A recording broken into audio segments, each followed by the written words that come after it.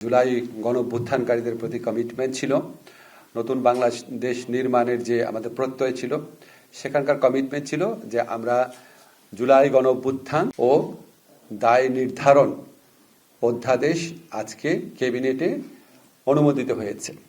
এটা আশা করি আগামী ৫-৭ দিনের মধ্যে গেজেট নোটিফিকেশনের মাধ্যমে আইনে পরিণত হবে।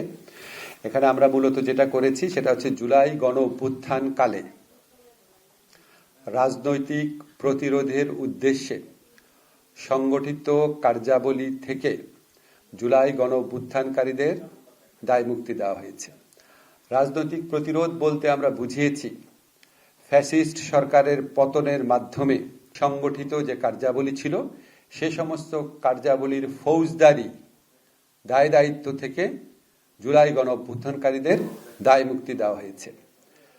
এটা হচ্ছে জুলাই এবং আগস্টে সংগঠিত কার্যাবলী। এখন প্রক্রিয়াটা কি হবে? প্রক্রিয়া হচ্ছে অলরেডি যদি কোনো মামলা হয়ে থাকে জুলাই গণঅভ্যুত্থানকারীদের বিরুদ্ধে ফৌজদারি মামলা, রাজনৈতিক প্রতিরোধের উদ্দেশ্যে সংগঠিত কার্যাবলীর কারণে যদি কোনো ফৌজদারি মামলা হয়ে থাকে তাহলে সেই মামলাগুলো প্রত্যাহার করার পদক্ষেপ সরকার নিবে এবং এখন থেকে নতুন কোনো মামলা করা তাদের বিরুদ্ধে জুলাই আগস্টে সংগঠিত রাজনৈতিক প্রতিরোধের উদ্দেশ্যে সংগঠিত কার্যাবলীর দায় দায়িত্ব থেকে এর জন্য যদি কোনো নতুন মামলা করা হয় সে নতুন মামলা করা যাবে না।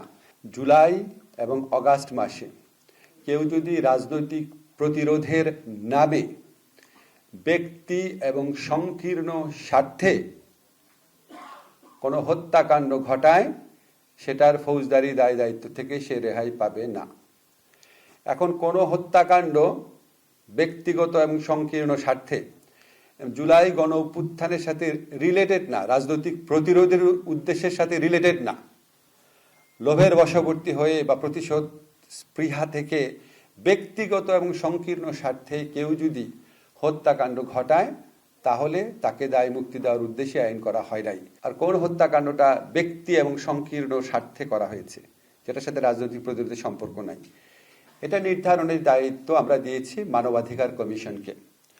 কোনো ভিকটিমের পরিবার যদি মনে করে তার পিতা বা তার ভাই হত্যাকাণ্ডের শিকার হয়েছে অন্য কারো ব্যক্তিগত সংকীর্ণ স্বার্থ থেকে, এটার সাথে ফ্যাসিস্ট সরকারের পতনের সম্পর্ক ছিল না, তাহলে তিনি মানবাধিকার কমিশনে যাবেন। হিউম্যান রাইটস কমিশন যদি দেখে যে না, যেই হত্যাকাণ্ডটা ঘটেছে এটা রাজনৈতিক প্রতিরোধের প্রক্রিয়ায় ঘটেছে, সেটার কোনো দায় থাকবে না, সেখান থেকে দায় মুক্তি পাওয়া হবে। কিন্তু দেখা যায় যে ব্যক্তিগত সংকীর্ণ স্বার্থে করা হয়েছে, এটার অপরাধমূলক দায় দায়িত্ব থেকে অপরাধী রেহাই পাবে না।